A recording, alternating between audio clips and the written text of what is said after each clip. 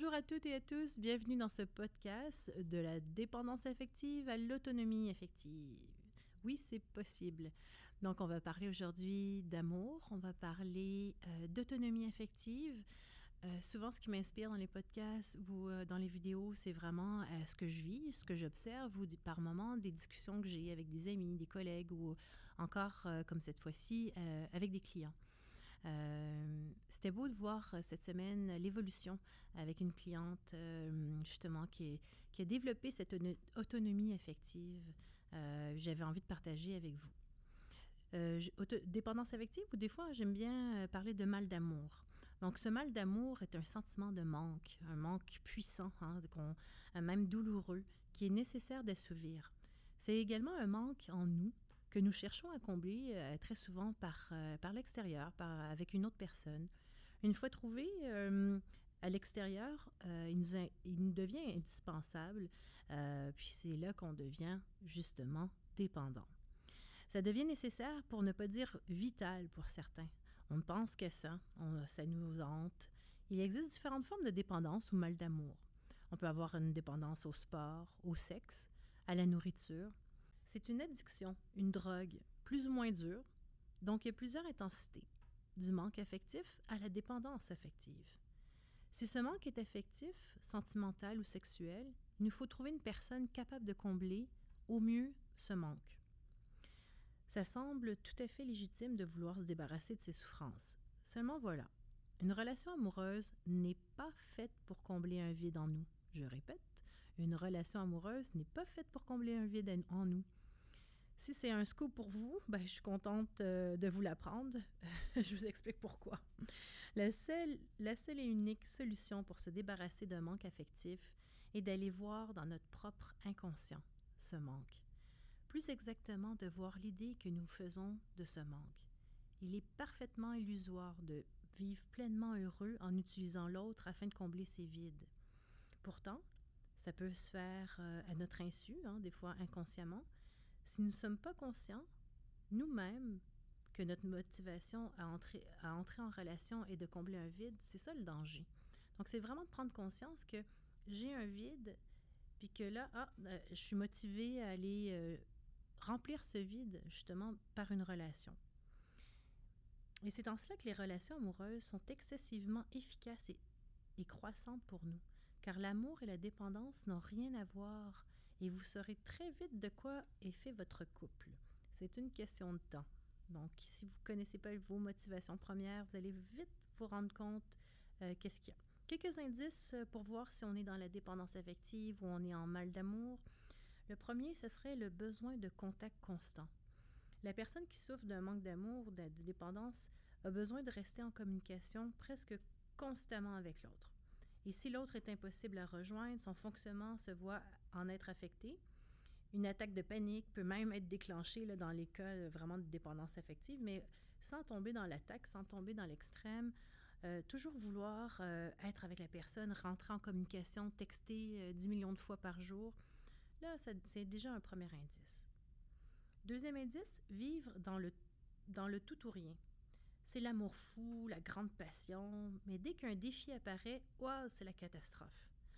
On se dit prêt à opter pour la rupture et à moindre provocation, tout en ayant de nombreuses raisons pour ne pas rompre. Donc là, vraiment, c'est tout, c'est la passion, ou sinon, s'il arrive un pépin, c'est fini, on arrête tout.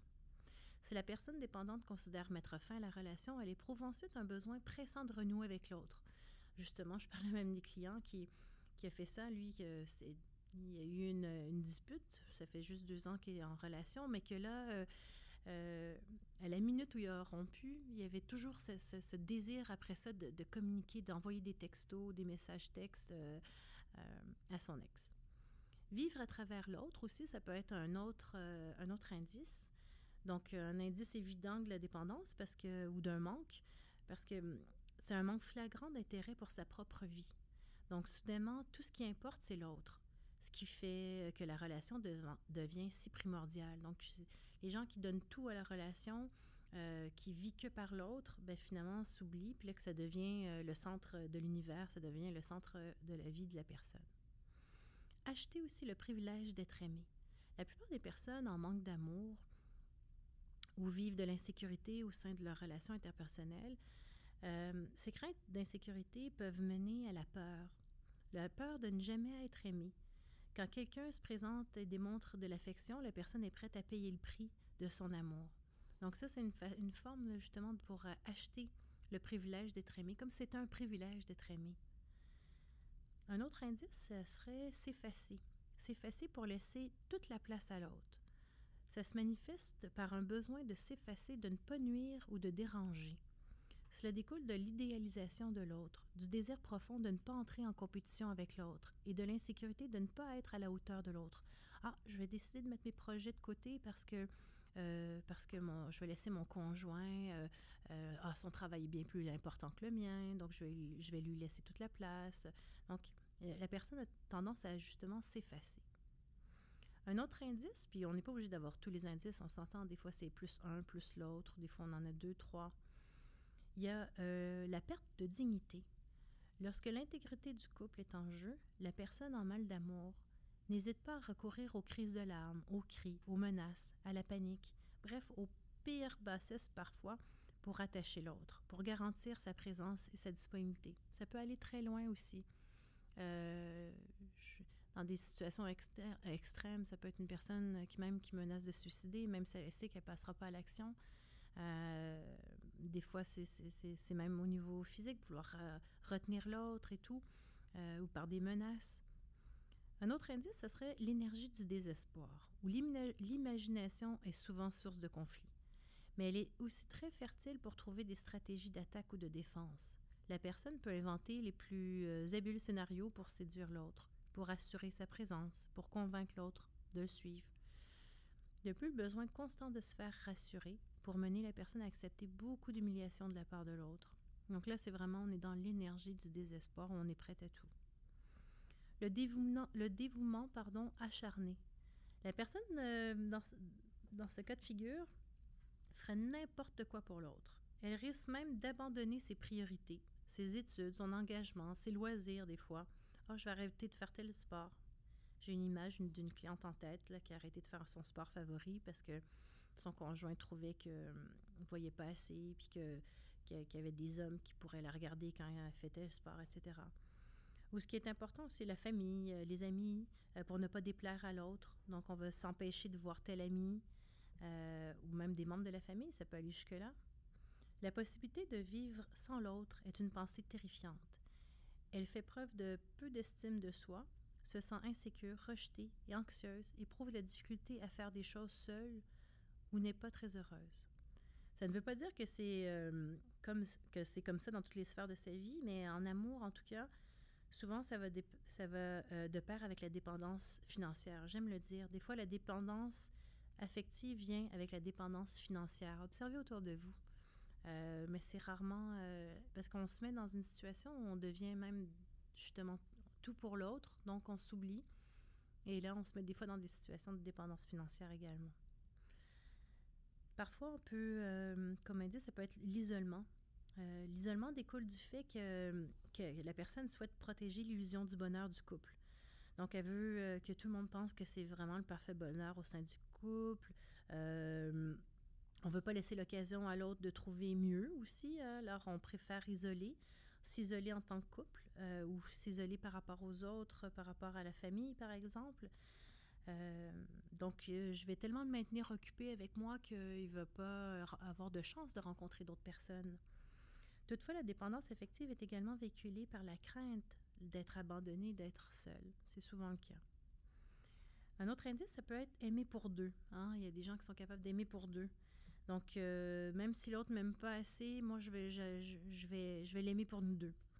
Même devant une relation qui est parfois insatisfaisante, destructrice, même si on voit que l'autre est complètement désintéressé, la personne dépendante reste convaincue que la relation est possible et viable, qu'elle aime assez pour nous deux, et que l'autre apprendra à l'aimer. Elle peut s'accrocher désespérément à des indices superficiels de tendresse. Donc, il m'a souri, il m'a offert des fleurs. Donc, c'est suffisant, même si le reste des comportements ne convient pas. On peut même réussir à se convaincre aussi que l'amélioration, la relation s'améliore. il m'a offert des fleurs malgré tous les autres actes ou comportements négatifs ou même parfois toxiques. Est-ce que vous reconnaissez dans un de ces indices-là? Est-ce que peut-être vous reconnaissez des amis? Des fois, c'est plus facile de voir à l'extérieur, mais peut-être que vous reconnaissez. Puis ce qui est important de retenir, c'est qu'il est possible de faire autrement. Il est possible de s'en sortir. Pour ça, il faut premièrement, il faut réellement prendre conscience de quelques éléments, de quelques indices que je vous ai nommés, de faire une véritable introspection, de vouloir changer aussi, de vouloir, parce qu'il n'y a pas de changement possible si on n'a pas cette volonté de vouloir changer, même si au début on ne sait pas comment changer, il faut avoir au moins cette volonté de vouloir changer les choses. Cette volonté de vouloir aussi devenir plus autonome, plus responsable. Donc, justement, ça passe par la responsabilisation de son bonheur. On est responsable de notre bonheur. Donc, la première prise de conscience, c'est que la dépendance ou le manque d'amour se trouve en nous et non à l'extérieur de nous. Donc, on n'a pas à... Je fais souvent l'allusion à une espèce de vase, un vase vide qu'on a l'impression que l'autre doit venir remplir. Mais ce n'est pas à l'extérieur. Donc, on n'a pas à considérer que l'autre a le rôle de combler justement ce vide-là. Donc, pour vous rendre heureux ou heureuse. Vous êtes alors en attente, sinon, que cette personne fasse quelque chose pour vous, à savoir combler votre vide ou votre manque. C'est une chose impossible. Bien sûr, puisque c'est en vous et non à l'extérieur, l'autre aura beau faire tout ce qu'il pourra, ça ne sera jamais assez pour remplir votre vide. Puis c'est ça qu'il faut comprendre, c'est que le vide est présent, prendre conscience de ce vide, puis que personne d'autre peut venir remplir ce vide. Donc, même si l'autre, la personne la mieux intentionnée, vous rencontrez un conjoint, une conjointe extraordinaire, si vous avez ce vide en vous, peu importe ce que l'autre fera, ça ne sera jamais assez pour venir combler le vide. Parce que c'est considéré comme si le bonheur vous appartenait pas. Si l'autre vous donne ce que vous attendez pour être heureux, si il ou elle ne vous le donne pas, vous êtes malheureux. Et si votre bonheur dépend de ce quelqu'un, vous avez donc besoin de lui. Donc là, c'est là qu'on commence à être dépendant, parce que là, ça devenait un besoin. C'est lui qui doit être responsable de mon bonheur. Donc là, je vais devenir dépendant de cette personne-là, ce qui n'a aucun sens. L'image que je vous donnais justement de ce vase vide, c'est à vous d'aller le remplir. Il n'y a pas à l'autre. Et vous constaterez que on n'a pas encore parlé une seule fois d'amour. Là, on parle d'actes, de comportements et tout, mais on n'a pas encore parlé d'amour. Puis c'est ça la clé d'amour de soi avant l'amour de l'autre. Donc, ce qu'il faut se rappeler, c'est que le fait de trouver en l'autre ce qui est temporairement nous comble n'est pas de l'amour, mais bien de la dépendance ou un manque. C'est là la grande différence. Ce manque créé, cet attachement que l'on confond avec l'amour, ça n'a pourtant rien à voir. La différence est donc énorme. Et pourtant, il faut un minimum de travail sur soi pour faire cette distinction. Ce besoin de combler un vide est motivé par la peur et non par l'amour. Si vos relations se passent mal, commencez par vérifier si votre propre intention avant de commencer cette relation était motivée par de l'amour, ou si consciemment ou inconsciemment, la plupart du temps, vous ne cherchez pas à combler quelque chose, combler un vide, combler la peur d'être seul, la peur de... C'est souvent à partir d'une peur. Donc, il faut vraiment, ce serait le fun de faire l'introspection de votre relation. Qu'est-ce qui n'a pas été?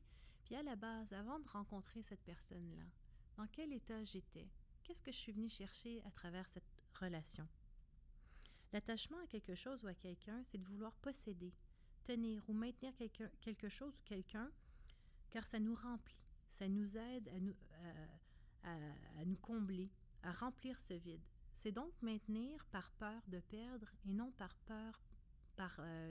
amour, de l'autre. Donc, je garde la personne parce que la personne remplit mon vide, j'ai peur de la perdre. Donc, c'est pas parce que je l'aime, mais pas de panique. Soyez tranquille, vous saurez vite si vous êtes en couple par amour, parce que vous allez le voir justement, parce que ça peut pas durer, ça peut pas être L'amour dure quand il y a... L'amour va durer quand c'est vraiment à partir de l'amour, mais si c'est à partir de la dépendance, ben, ça va faire juste souffrir. Donc, vous allez souffrir dans cette relation. Donc, c'est la résistance à la douleur, ben, c'est ça qui va faire finalement en sorte que, est-ce que la relation va durer longtemps parce que je vais résister, ou ça va se terminer très vite parce que finalement, je vais trop souffrir, puis je vais arrêter la relation, ou la personne va partir, etc. Pour illustrer tout ça, j'ai envie de vous démontrer un schéma classique finalement. Vous savez, quand on rencontre une personne, on veut voir juste le beau, on est dans la phase fusionnelle, on vit d'amour et d'eau fraîche. Ça, c'est une phase. Hein, à un moment donné, je vous parlerai justement des phases finalement de l'amour dans une relation. Mais si j'en reste à mon exemple de schéma classique, c'est la première phase là, où justement tout est beau, où on frissonne, où on sait que l'autre a des défauts et pas parfait, mais on ne veut pas les voir trop. Donc, quand ça s'est passé, parce qu'on sait que c'est une phase, bon, par définition, cette phase-là, elle dure son temps. À un moment donné, elle est finie. Donc, après cette phase, cette période fusionnelle, ben là, ce que j'avais oublié que je venais combler dans la relation, ben pouf, ben ça commence à surgir. Donc, là, il y a après l'euphorie du début, là, ben là, je retombe sur mes pieds, puis là, ben, ce que je cherchais à compenser, ben là, je le cherche désespérément, que ce soit consciemment ou inconsciemment. Donc, là, c'est là que, oups, notre manque d'amour, là, prend de la place. Puis là, on a besoin, de venir combler ce manque. Et c'est là où on a intérêt à venir le combler soi-même. Puis souvent, moi, je vous conseille même avant une relation, mais si on est dans la relation, de dire, oh là là, prendre conscience de cette première étape-là, parce que c'est clair qu'on va vouloir chercher ça. Donc là, l'autre, si je reprends mon schéma classique, l'autre, il devient alors responsable de ma souffrance, parce que là, je suis comme, oh, j'ai un manque, je souffre, au secours. Alors, il devient responsable. Bon, c'est de sa faute, il m'aime pas assez, il m'aime mal, etc., etc. Donc, comme il était responsable inconsciemment de mon bonheur au début, il devient responsable de mon malheur, de ma souffrance. Puis encore là, c'est inconsciemment, c'est un mécanisme. Puis là, ben, la séparation est inévitable. Dans certaines situations, ben, on finit par nous convaincre que ben, la vie à deux, ben, c'est comme ça. Fait que soit que je décide de rester dans une relation toxique qui ne me convient pas, ou soit je me dis, ben, c'est comme ça, puis ben, tant pis. Et là, les indices dont je vous parlais tout à l'heure, ben, là, on rentre là-dedans. Il y a, vous connaissez sûrement cet auteur-là, Edgar Tolle. Moi, je dis Tolle, mais c'est peut-être Tollé. Il faudrait que je vérifie. Mais vous allez sûrement le reconnaître, là, qui disait « Si dans vos relations, vous connaissez aussi bien l'amour que son opposé, c'est-à-dire l'hostilité, la violence émotionnelle, etc., il est alors fort probable que vous confondiez amour et attachement de l'ego, amour et dépendance affective.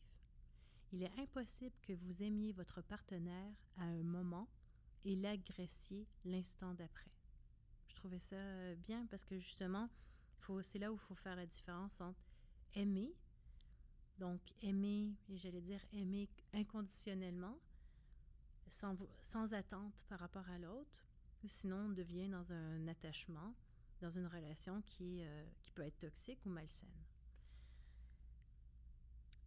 Donc, si on est dans cet attachement, c'est ce côté malsain, ben on n'est pas dans l'amour. Puis, ce que je vous souhaite, c'est d'arriver à avoir être assez bien avec vous-même pour justement sortir de cette dépendance et d'être dans la peur pour justement arriver à un bonheur, à une vie à deux heureuse et vivre une relation beaucoup plus saine.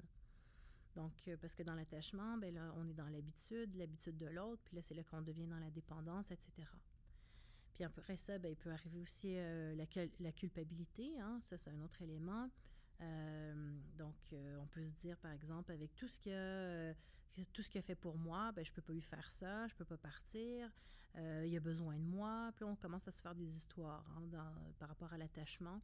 Donc, on peut se dire, ben, il a besoin de moi, aussi l'image, qu'est-ce que les autres vont penser, si je me sépare maintenant, on a des enfants, ben, je ne peux pas me permettre ça. Puis là, on a une espèce de zone de confort aussi, hein, même on appelle ça zone de confort, même si c'est très inconfortable, parce qu'on sait que c'est pas top, on sait que c'est pas super, mais qu'on reste parce que c'est du connu. Après ça, il y a toutes sortes de peurs, hein. Il y a des gens qui vont rester parce que même s'ils savent que c'est pas une relation parfaite, vaut mieux des fois rester dans cette... c'est comme ça qu'ils pensent, vaut mieux rester dans cette situation parce que j'ai quand même le confort matériel, etc. Et c'est là qu'on rentre dans ce cercle parfois vicieux qui fait que on a peu d'amour de soi, puis on préfère rester dans cette situation, même si on vit pas l'amour comme il se doit. Puis encore une fois, que ce soit par culpabilité, par peur, on peut avoir plein de mauvaises raisons hein, de rester dans une relation. Des fois, on peut faire partie, par exemple, d'un couple, tu sais, ces fameux couples qui s'aiment uniquement après des disputes aussi. Hein, tu sais, des fois, on a tendance à regarder les beaux moments. Ah oui, mais il fait bien l'amour. Ah oui, mais il y a telle qualité que peut-être que je ne retrouverai pas ailleurs, etc., etc. Mais toutes ces raisons, ce ne sont que des raisons. Euh, et ce ne sont pas finalement de l'amour, mais plus de la dépendance, parce que encore une fois, ça part pas d'un bon sentiment, ça part pas de l'amour, ça part d'une peur. Donc, on est dans une zone de non-amour. Puis encore, j'ai envie de citer encore Edgar Tolle, parce que dans son livre Mettre en pratique le pouvoir du moment présent, parce que je l'ai relu récemment, puis il nous dit « Toute dépendance naît d'un refus inconscient à faire face à sa propre souffrance et à la vivre. » Je trouve que ça résume bien ce que je disais plus tôt. La dépendance ou ce mal d'amour est un manque en nous que nous cherchons à combler par l'autre, comme le vase vide à l'intérieur de nous, dont l'image je trouve qui est le plus frappant pour expliquer ça. Donc, ce qui est essentiel pour devenir autonome affectivement, c'est de visiter ce vide en nous. Dès l'instant où nous saurons nous donner à nous-mêmes ce que nous cherchons à l'extérieur, notre vase se remplira, notre vase sera comblé. Pour cela, on peut s'aider d'un thérapeute, d'un psychologue, quand c'est vraiment une dépendance profonde. Ou ce que j'aime aussi en coaching, c'est qu'on peut travailler sur tellement d'éléments autour de ça qui aidera à combler justement ce vide en se concentrant sur l'autonomie affective. Puis il peut avoir des résultats tellement formidables. C'est sûr que je prêche pour ma paroisse, mais ceci étant dit, c'est ce que je constate avec de nombreuses personnes. C'est de se poser la question, qu'est-ce que je veux maintenant dans ma vie? Comment je peux justement, j'ai envie d'être heureuse ou heureux en amour. Quelles sont mes ressources pour ça? Comment je peux apprendre à m'aimer au quotidien? Comment je peux apprendre à mieux aimer puis avoir une vie amoureuse équilibrée? Et ça, en se posant déjà ces questions-là, ça peut être tellement puissant. Vous redonnez les commandes de votre vie finalement. Plus nous mettons de la conscience sur nos manques, et moins nous nous retrouvons dans des situations inconfortables que nous avons nous-mêmes générées. Ce processus est donc croissant en nous. Puis ça permet d'y voir plus clair finalement. Ainsi, plus nous mettons de la conscience sur nous-mêmes, et moins nous souffrons. Et si on souffre moins, on est plus heureux. Les relations amoureuses ne sont donc pas la cause de nos souffrances. Les relations amoureuses se contentent de mettre en lumière les manques qu'on a en nous ou nos souffrances qui sont présentes en nous. Une petite citation aussi d'un auteur inconnu qui dit, mais que j'aime bien relire cette citation, « Ce qui est étrange avec la dépendance affective, c'est qu'on s'abandonne soi-même pour éviter d'être abandonné par l'autre. » C'est vraiment fou hein, comment on est capable de s'abandonner pour justement parce qu'on a peur d'être seul, on a peur d'être abandonné par l'autre. Donc, ceci étant dit, j'ai essayé de dresser un portrait. Peut-être que vous êtes reconnu justement par moment dans vos relations, si vous faites une analyse de vos relations passées, pour voir si des fois on n'est pas complètement dépendant, mais on a ce manque, ce vide. Peut-être je vous invite à faire l'analyse aussi de votre situation amoureuse, où vous en êtes. Et j'ai envie, parce que je suis un optimiste incroyable, vous me donnez surtout des clés, parce que c'est le but, c'est comment comment devenir plus autonome effectivement, pas tomber dans cette dépendance et de ce manque. Donc, je partage quelques clés. Première clé, puis je l'ai dit, c'est premièrement être en mesure de reconnaître nos manques. Ça, c'est la première étape, on s'entend. Reconnaître notre dépendance et d'accepter. Accepter sans chercher à compenser ou à combler par une autre personne. Donc, prendre conscience. Ma mère me disait souvent, je vais essayer de bien la citer, ce que tu fuis te poursuit. Ça, c'est quelque chose qu'on entend souvent, là. Ce que tu fuis te poursuit. Si tu essaies de fuir un élément en toi, ben c'est sûr que ça va te poursuivre, c'est sûr que ça va revenir parce que c'est comme si tu jouais à l'autruche, dans le fond. Mais la suite est intéressante. C'est ce que tu fais face, à quoi tu fais face, s'efface. Donc, si tu prends justement le taureau par les cornes, tu regardes ce qui se passe en toi, ben ça va partir parce que tu vas avoir réglé la question, parce que tu ne vas pas avoir justement joué à l'autruche. Donc, ce que tu fuis te poursuit, ce que tu fais face s'efface. J'espère que j'ai bien cité, maman, maman qui est au ciel, ne viens pas me hanter. Donc, première clé, comme je disais, donc être en mesure de reconnaître, regarder c'est quoi le vide, qu'est-ce qui est là, qu'est-ce qui est présent, être présent à soi, ça permet de faire émerger nos vraies motivations finalement. Qu'est-ce qui a fait que j'ai été dans cette relation-là? Ça venait remplir quel manque, etc. Puis c'est là une formidable opportunité de faire la paix aussi. La paix avec mes souffrances, la paix avec nous-mêmes. Car une fois que la lumière est faite sur celle-ci, nous ne cherchons plus à les combler. Parce que là, j'ai compris que c'était par rapport à cette peur-là. J'ai compris que ça venait remplir. Donc, juste le fait d'en prendre conscience, finalement, puis de l'accueillir, de l'accepter, ça fait en sorte que, pouf, ça peut s'évanouir, puis on est beaucoup plus en paix.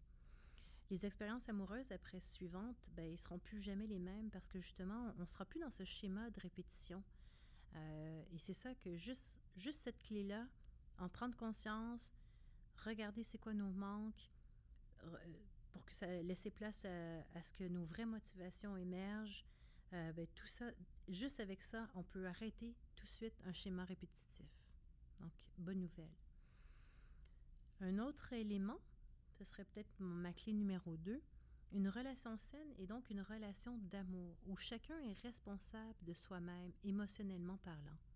Aucune des deux personnes ne cherche à combler le vide de l'autre ou à compenser ou combler son propre vide. Donc, à la place, il y a naissance d'une contribution.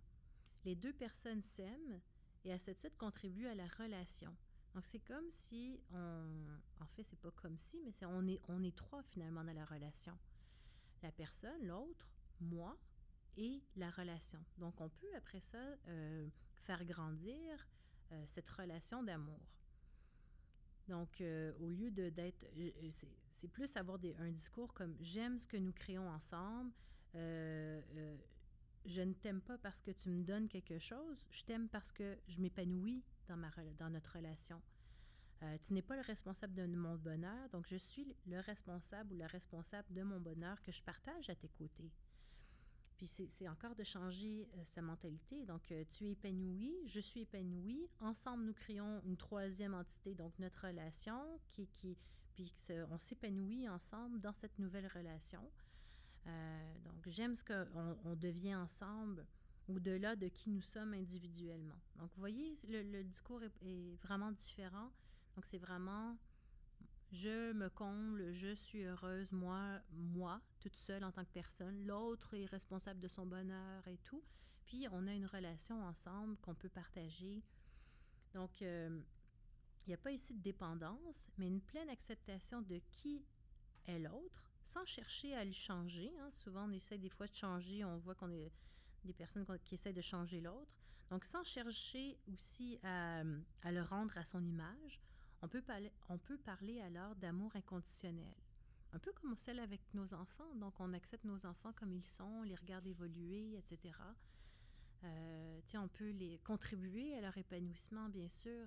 On n'essaie pas de changer leur personnalité, changer qui ils sont. La même chose. Donc, c'est un processus de croissance. Chaque relation nous permet de mettre plus de conscience sur nous-mêmes. Les relations suivantes, ils sont encore plus belles. Croyez-moi que si on arrive juste à faire ça, à prendre conscience que je suis responsable de mon bonheur, j'essaie pas de changer l'autre personne, on a de plus belles relations. Non seulement on a de plus belles relations, c'est qu'on cherche aussi des personnes différentes. Vous allez voir, ça va changer aussi le regard sur l'autre parce qu'on va aller prendre une personne qui nous convient tel qu'il est, pas prendre une personne en se disant, ben, il va sûrement changer. Cet aspect-là, j'aime pas de lui, mais c'est pas grave, avec le temps, ça changera. Puis, ça fait en sorte qu'on prend conscience de ça, que même notre séparation avec l'autre personne, ça peut être quelque chose, un changement plus harmonieux. Donc, c'est possible de dire, ben finalement, je réalise que quand je comble mon manque, quand je prends conscience de certaines choses, que je suis peut-être pas avec la bonne personne, puis qu'on peut justement, au lieu de se déchirer, reprocher à l'autre des choses, mais on peut juste se dire, ben je pense que nos chemins sont différents.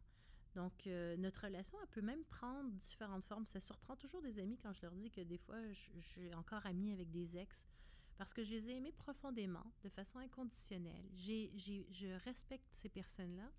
Donc, pour moi, même si je les vois plus autant ou certains que j'ai complètement perdu de vue pour X raisons, j'ai quand même un sentiment de respect profond pour ces personnes-là. Ces personnes-là que j'ai vraiment aimées profondément, puis que j'ai admirées pour ce qu'ils sont, qui m'ont aidé aussi à cheminer, moi, qui font la femme que je suis aujourd'hui aussi. Donc, des fois, c'est pas de rester en contact avec son ex, puis pour des raisons malsaines et tout, dans une relation toxique, mais c'est pas nécessairement de rester avec son ex, mais d'avoir quand même une séparation qui peut être harmonieuse, puis avoir des rapports qui peuvent, peu importe la forme de relation que vous voulez avoir ou ne pas avoir avec, mais ça peut se faire bien, ça peut se faire en harmonie, parce qu'on sait pourquoi on n'est plus dans cette relation, on sait le travail qu'on a à effectuer ou qu'on a effectué sur soi.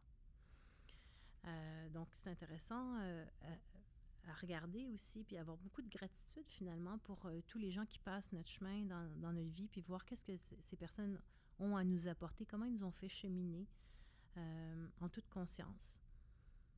Puis ça peut justement avoir de l'impact, quelque chose de très bien parce que ça met de la conscience puis que ça fait que notre prochaine relation va être vraiment différente, va être basée justement sur des meilleurs éléments parce qu'on on va savoir qu'est-ce qu'on veut plus, qu'est-ce qu'on a pu accomplir finalement, qu'on va juste avoir un partenaire agréable qu'on aura envie de chercher et non pour combler quelque chose. Donc, d'autres éléments, d'autres clés aussi qui peuvent être intéressants pour développer son autonomie affective, c'est apprendre, je le répéterai toujours, apprendre à mieux se connaître et à s'aimer. Quand j'apprends à mieux me connaître, quand j'apprends à m'aimer les différentes facettes, ben ça me rend plus forte justement. Je suis capable je vais être plus dépendante des critiques des autres, je vais avoir une confiance, ça va amener de la confiance en moi. Donc, vraiment, apprendre à se connaître et à s'aimer, c'est the clé, the key, j'aime ça dire ça, the key, donc à retenir. Donc, c'est considérer tous les accomplissements qu'on a faits, nos qualités personnelles, nos petits défauts. C'est le fun aussi de peut-être même dresser des listes, hein, je suis bien forte avec mes listes, des forces qu'on a et tout. Dans des moments de doute, là, on ressort cette liste-là. Apprendre à dire non et à mettre nos limites. Et oui, dans une relation, peu importe le type de relation, je ne parle pas juste de relation amoureuse, mais apprendre à dire non quand ça ne nous convient pas. Apprendre à mettre ses limites quand la personne, par exemple une personne qui aime jouer les victimes, etc., ou quand la personne demande trop de services ou ci ou ça, peu importe. Apprendre à mettre ses limites. Arrêtez de suivre, par exemple, votre partenaire sans dire un mot. Par peur, justement, peur de déplaire, peur qu'il ne nous aimera pas, peur de ta.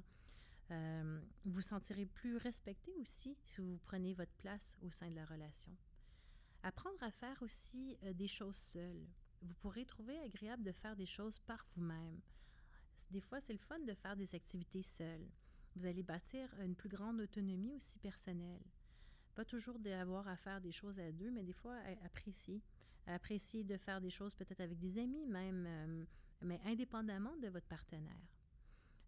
Vous allez aussi développer un sentiment de fierté, d'accomplissement, ce qui s'oppose justement au sentiment d'insécurité, de honte qu'on pourrait peut-être avoir ou de peur.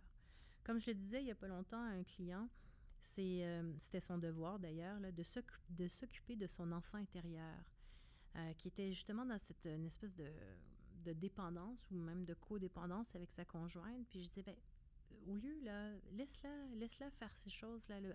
Elle t'a dit clairement qu'elle avait besoin de travailler, qu'elle avait besoin d'être seule. Profite de ce moment-là pour s'occuper de ton enfant intérieur. Ça veut dire quoi? Ça veut dire que qu'est-ce que ton petit enfant, là, il veut, là? Il veut vivre de la joie, du plaisir. Qu'est-ce qui te ferait plaisir en ce moment? Puis là, il m'a dit, ah ben moi, il y avait un bateau, c'est d'aller sur mon bateau. Ben go, vas-y. Même si tu es seul, va sur ton bateau, fais-toi plaisir. Tu as envie de regarder un bon film, tu as envie d'aller jouer au golf, tu as envie de... Peu importe ce qui te fait plaisir, occupe-toi de ton enfant intérieur. Donc, apprendre à faire des choses seules, c'est ça, c'est d'être capable de voir qu'est-ce qui nous fait plaisir. Tu sais, des fois, il y a des gens qui s'oublient tellement par rapport, qui vivent tellement par rapport à l'autre qu'ils en oublient qu'est-ce que leur petite joie, leur petit plaisir. Donc, être capable de juste avoir quand même, puis même si on est dans une relation, c'est d'être capable de dire, ben, j'ai des moments où je suis seule puis je suis bien seule, où je peux m'amuser seule, où je peux... Des petits plaisirs cachés qu'on a des fois à juste manger des sushis, là, je parle de moi, là, un vendredi en regardant un bon film de filles, là, ça, c'est mes petits moments, puis j'aime. Donc, peu importe en couple ou pas en couple, c'est d'avoir des moments comme ça pour s'épanouir puis de faire des choses seules. Expérimenter aussi la liberté. Ça, c'est mon préféré. Expérimenter la liberté plutôt que de voir la liberté comme la possibilité ou la fin d'une relation. Ça peut être même le début d'une belle aventure. Juste avec la liberté, vous réapprenez à respirer votre propre air. Tu sais, c'est bien d'être à deux, mais juste des fois expérimenter la liberté, là, on respire l'espace. Donc, développer des intérêts. Peut-être que justement, peut-être rencontrer aussi de nouvelles personnes. Des fois, on est trop à deux, on a les mêmes amis, etc. Puis des fois, juste vivre, partir en voyage ou partir un week-end, puis rencontrer d'autres personnes, ça peut être intéressant d'expérimenter ça. Donc, expérimenter la liberté, c'est par des petites choses comme ça. Aller, des fois, justement, on le fait des fois dans des contextes de travail, donc avec ton conjoint, tu as un contexte différent, donc tu rencontres des nouvelles personnes, donc ça fait un espace intéressant. Je pense à ceux qui travaillent toujours ensemble aussi, peut-être justement de créer des moments où on peut rencontrer d'autres, sortir de ce cocon, puis d'aller vivre d'autres expériences. Puis après ça, c'est le fun parce que ces expériences-là, ça devient enrichissant, puis on peut ramener ça dans notre relation, puis parler d'autres choses, parler de vos découvertes mutuelles, etc. Donc, même pour les célibataires, avoir cette opportunité-là d'expérimenter cette liberté-là, hein, parce que le célibat, c'est une belle occasion d'aller tester ses intérêts, d'aller rencontrer des nouvelles personnes, d'aller voir, de se remplir justement si on avait un manque, de remplir de bonheur, d'aller voir des choses pour justement être ensuite prêt à une nouvelle relation, prêt à rencontrer quelqu'un parce que vous allez avoir rempli tous ces vides, vous allez avoir compris, pris conscience de plein de choses. Vous allez avoir expérimenté la liberté, expérimenté le fait de faire des choses avec plaisir pour vous-même, seul. Donc, c'est juste un moment extraordinaire pour juste aller combler tout ça, pour être prêt à vous ouvrir à une vraie relation, rencontrer un partenaire qui ne va pas venir combler quelque chose, mais avec qui vous allez partager tout ça aussi. Donc, c'est super intéressant de profiter de ce moment-là, de cette liberté-là. En conclusion, nous sommes autonomes affectivement parlant le jour où nous sommes capables de regarder en nous nos peurs, nos manques et cesser de chercher à l'extérieur à remplir notre vide. Notre bonheur ne doit pas dépendre de quelqu'un d'autre. Il ne dépend que de nous.